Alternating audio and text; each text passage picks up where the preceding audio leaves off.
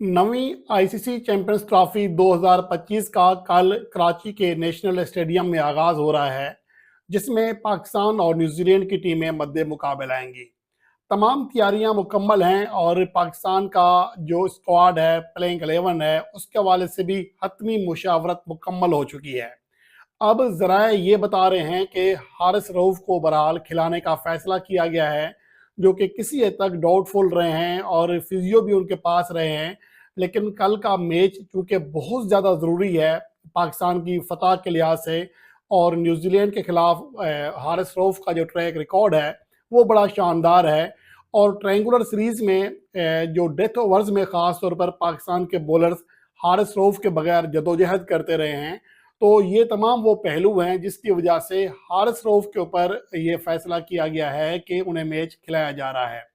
और उसके साथ साथ बाकी पाकिस्तान की प्लेइंग 11 में क्या क्या होने जा रहा है, इसके हवाले से आपको तफसील बताऊंगा। लेकिन उससे पहले आज जो बड़ी कन्फ्यूजन क्रिएट हुई हुई है, एक तो मोहम्मद रिजवान ने बाबर आजम का नाम लिया प्रेस कॉन्फ्रेंस में, जो कि ऑफिशियल प्रेस कॉन्फ्रेंस थी।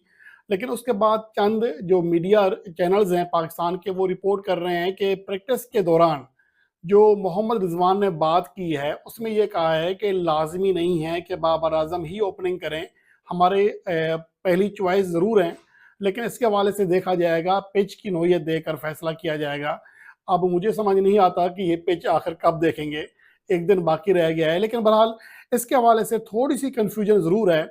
लेकिन अहम चीज़ ये है कि कामरान गुलाम या सऊद शकील में से किसको खिलाया जाएगा, या फिर दोनों को ही नहीं खिलाया जाएगा। ये सवाल जो है अहम है। मैं यहाँ पर थोड़ी सी तफसील देना चाह रहा हूँ ताकि आपको थोड़ा सा आइडिया हो जाए कि दर हकीकत क्या करना चाहिए। अगर आप कामरान गुलाम की बात करें तो उनके जो आखिरी वनडे मैचेस हैं वो के बहुत बुरे नहीं गुजरे, लेकिन टेस्ट फॉर्मेट को मिलाएं तो उनकी कारकर्दगी बड़ी बुरी हो जाती है, क्योंकि उन्होंने जो आखिरी 5 वनडे मैचेस खेले हैं उनमें एक सेंचुरी है और एक 50 है। मैं तरतीब वाइज बता देता हूं कि जिम्बाब्वे के खिलाफ बुलावायो में 103 रन किए, अगले मैच में साउथ अफ्रीका के खिलाफ 4 रन बनाकर आउट हुए, और फिर साउथ अफ्रीका के खिलाफ दूसरे मैच में 32 गेंदों पर 63 रन किए, 196 के स्ट्राइक रेट से धुआंधार बैटिंग की। फिर अगले मैच में वो सिफर पर आउट हुए, जबकि जो न्यूजीलैंड के खिलाफ ट्रायंगुलर सीरीज का मैच खेला उसमें वो 32 गेंदों पर 18 रन कर सके। ये उनकी परफॉर्मेंस है जो बुरी नहीं है।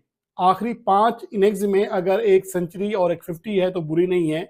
लेकिन अगर टेस्ट फॉर्मेट की कारकर्दगी मिला लें तो लगता है ऐसा है कि शायद कामरान गुलाम जदोजहद कर रहे हैं, उनसे इनिंग्स नहीं क्रिएट हो रही है।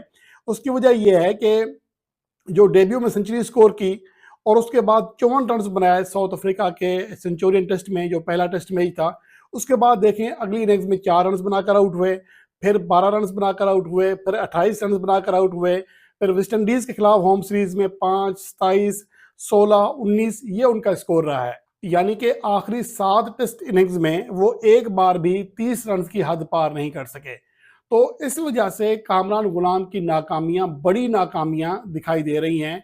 तो इस वजह से शायद कामरान गुलाम को भी साइड लाइन किया जा रहा है और उन्हें ड्रॉप करके सऊद शकील को खिलाया ही इसलिए गया था कि वनडे फॉर्मेट में तो उनकी कारकर्दगी बहुत बुरी नहीं थी, लेकिन चूंकि टेस्ट फॉर्मेट में भी वो जदोजहद कर रहे थे, उनसे रन नहीं हो पा रहे थे, तो इसलिए सऊद शकील को लाया गया। अब सऊद शकील की बात कर लेते हैं। सऊद शकील जो कि आखिरी 13 इनिंग्स खेली हैं, चाहे टेस्ट की हूँ चाहे वनडे की हूँ, उनमें उनकी सिर्फ 2 फिफ्टियाँ हैं और दोनों फिफ्टियाँ टेस्ट फॉर्मेट में स्कोर की हैं। और उसके अलावा जो अहम चीज़ है वो ये है कि उनकी जो कारकर्दगी रही है टेस्ट फॉर्मेट में, वो भी कोई आउट क्लास नहीं है। वो भी जदोजहद करते आ रहे हैं। ठीक है, एक दो अच्छी इनिंग्स खेली हैं, लेकिन उनकी जो फॉर्म है वो भी आइडियल नहीं है। और पाकिस्तान चूंकि एक बड़े इवेंट में जा रहा है और ये दोनों जो प्लेयर्स हैं इस पोजीशन पर खेलते हैं जो कि अहम तरीन होती है। नंबर 3 पोजीशन बहुत अहम होती है। ये आपकी एंकर इनिंग्स होती है, जो जो बैट्समैन होता है यहाँ से उसको आगे बढ़ाना होता है, इनिंग्स को तामीर करना होता है। तो ये बहुत ज़्यादा अहम पोजीशन है और इस नंबर पर हमेशा अहम खिलाड़ी ही खिलाया जाता है। जैसा कि इंडिया में विराट कोहली खेलता है, जोए रूट खेलता है इंग्लैंड में, केन विलियमसन न्यूजीलैंड के लिए खेलते हैं, स्टीव स्मिथ ऑस्ट्रेलिया के लिए खेलते हैं। तो ये बहुत ही अहम पोजीशन है। तो इस अहम पोजीशन पर एक आउट ऑफ फॉर्म बैट्समैन का खिलाना बहुत बड़ा रिस्क है। तो इसलिए मेरे ख्याल में यहाँ पर उस्मान खान को चांस दिया जा सकता है। वो उस्मान खान जिसकी आप जो इवेंट उठा के देख लें डोमेस्टिक का, उसमें वो टॉप प्लेयर में शुमार होता है।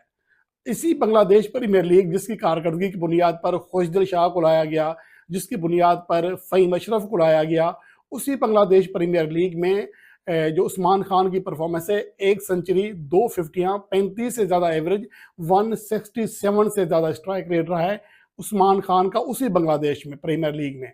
और उससे पहले चैंपियंस वनडे कप के टॉप बैट्समैन बने, टॉप बैट्समैन में शुमार हुए, चैंपियंस टी20 कप में शानदार परफॉर्मेंस दी, पाकिस्तान सुपर लीग में शानदार परफॉर्मेंस दी है। तो उनकी कारकर्दगी टी20 फॉर्मेट के इंटरनेशनल मैचेस में गो के उस लेवल की नहीं है। लेकिन अगर आप पाकिस्तान के डोमेस्टिक सर्किट को उठा के देख लें तो यहाँ पर उस्मान खान जैसा परफॉर्मर आपको कहीं नहीं मिलता।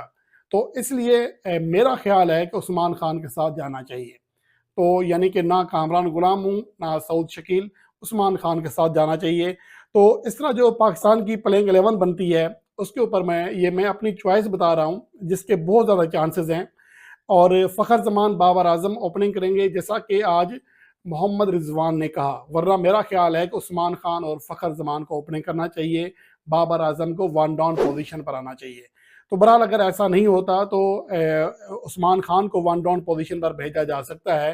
तो ये पोजीशन चेंज हो सकती है, बाबर आजम तीसरे नंबर पर आ जाएं या उस्मान खान जो तीसरे नंबर पर खेलें, तो ये एक पोजीशन ऊपर नीचे हो सकती है। बाकी चौथे नंबर पर मोहम्मद रिजवान है, पाँचवें नंबर पर तैयब ताहिर को मौका देना चाहिए।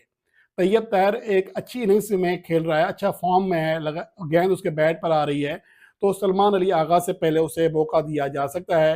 फिर छठे नंबर पर सलमान अली आगा, सातवें नंबर पर खुशदिल शाह और आठवें नंबर पर नसीम शाह होना चाहिए। यहाँ पर शाहीन शाह अफरीदी को भेज देते हैं। नसीम शाह उससे ज़्यादा समझदार खिलाड़ी है, अच्छे स्ट्रोक्स खेल लेता है, समझदारी का मुजाहरा करता है। तो मेरे ख्याल में अब आकिब जावेद को इतनी बात समझ आ जानी चाहिए, ये लाहौर कलंदर की टीम नहीं है, ये पाकिस्तान की टीम है। तो नसीम शाह को एक नंबर ऊपर आना चाहिए। उसके बाद हारिस रऊफ है 10वें नंबर पर, जबकि 11वें नंबर पर इब्रार अहमद है। ये पाकिस्तान की प्लेइंग 11 बनती है कल के मैच के लिए। और इसमें अगर देखा जाए तो आपके पास यही चॉइस है। अगर आप कामरान गुलाम की जानिब जाते हैं, अगर आप सऊद शकील की जानिब जाते हैं, तो वो दोनों ही जदोजहद कर रहे हैं। और इतने बड़े इवेंट में अगर ऐसा खिलाड़ी जो कि टूर्नामेंट से पहले आउट ऑफ फॉर्म है, उसके ऊपर प्रेशर अलग है, तो उसके साथ जाने के बजाय एक ऐसे खिलाड़ी को मौका दिया जाए जो बिल्कुल फ्रेश है, जिसका डेब्यू होना है। अब कुछ लोग ये कहेंगे कि जी इतने बड़े इवेंट में डेब्यू करा दिया जाए, तो आपको शायद याद नहीं होगा कि आईसीसी चैंपियंस ट्रॉफी 2017 जो कि हमने जीती, उसमें फ़खर जमान ने डेब्यू ही किया था। उसमें Azhar Ali as a opener ही खेले थे, उसमें शादाब खान बिल्कुल नए प्लेयर थे, हसन अली बिल्कुल नए प्लेयर थे, फ़हीम अशरफ का वो पहला इवेंट था। तो ये सारी चीज़ें आप अपने माइंड में रखा करें। तो इसलिए ये मेरे ख्याल में, और उस्मान खान पाकिस्तान के लिए T20 इंटरनेशनल खेल चुके हैं, डोमेस्टिक में काफ़ी अरसे से परफॉर्म कर रहे हैं, तो उनके लिए मेरे ख्याल में इतना बड़ा प्रेशर वाला ये मैच नहीं होगा। तो इसलिए मेरे ख्याल में उस्मान खान का टीम में होना बनता है।